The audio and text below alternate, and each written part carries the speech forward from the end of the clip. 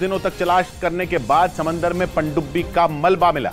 Titan पनडुब्बी के लापता होने के बाद से ही पूरी दुनिया में लोग उसमें सवार 5 लोगों की सलामती की दुआ कर रहे थे। पनडुब्बी 18 जून को टाइटैनिक जहाज का मलबा दिखाने के लिए कनाडा के न्यू फाउंडलैंड से रवाना हुई थी।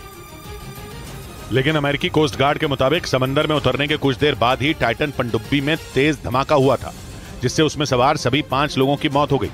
ये पनडुब्बी 18 जून को कनाडा के न्यू फाउंडलैंड से रवाना हुई थी, लेकिन समंदर में उतरने के 2 घंटे बाद ही उसका संपर्क अपने जहाज से टूट गया। जैसे ये खबर सामने आई, अमेरिका और कनाडा की रेस्क्यू टीमों ने अटलांटिक महासागर में सबसे बड़ा अभियान शुरू कर दिया।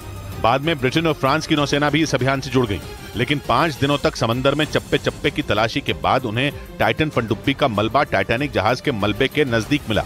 टाइटैनिक जहाज का मलबा कनाडा के न्यू फाउंडलैंड से 644 किलोमीटर दक्षिण में है और टाइटन पनडुब्बी का मलबा मिलते ही उसमें सवार सभी लोगों के मिलने की संभावना भी खत्म हो गई।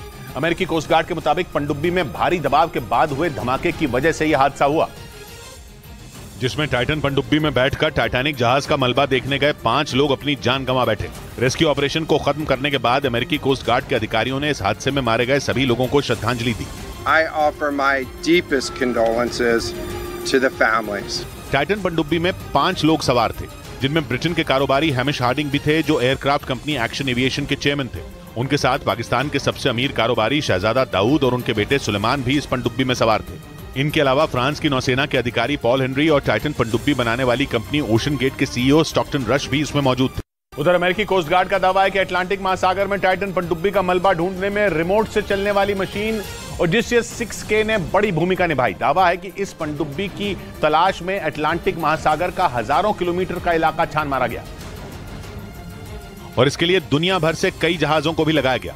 लेकिन 5 दिनों तक चले इस तलाशी अभियान के बाद टाइटन पनडुब्बी के मलबे को ढूंढने में रिमोट से चलने वाली ओडिसियस 6K मशीन की सबसे बड़ी भूमिका रही। अमेरिकी कोस्ट गार्ड के मुताबिक इस मशीन को अमेरिका की एक कंपनी ने बनाया है, जो समंदर की सतह तक जाने में सक्षम है, और इसी मशीन ने 22 फीट लंबी टाइटन पनडुब्बी की तलाश में टाइटैनिक जहाज के आसपास के पूरे इलाके को छान मारा। दावा है कि काफी तलाशी के बाद ओडिसियस 6K मशीन को टाइटैनिक जहाज के नजदीक ही टाइटन पनडुब्बी का मलबा मिला। इस बीच अमेरिकी नौसेना ने दावा किया कि उसके खुफिया हथियार ने टाइटन पनडुब्बी में हुए धमाके की आवाज सबसे पहले सुनी थी। अमेरिकी नौसेना के मुताबिक उसने कई दिन पहले ये आवाज उसी जगह सुनी जहां अंतिम बार टाइटन पनडुब्बी ने अपने जहाज से संपर्क किया था।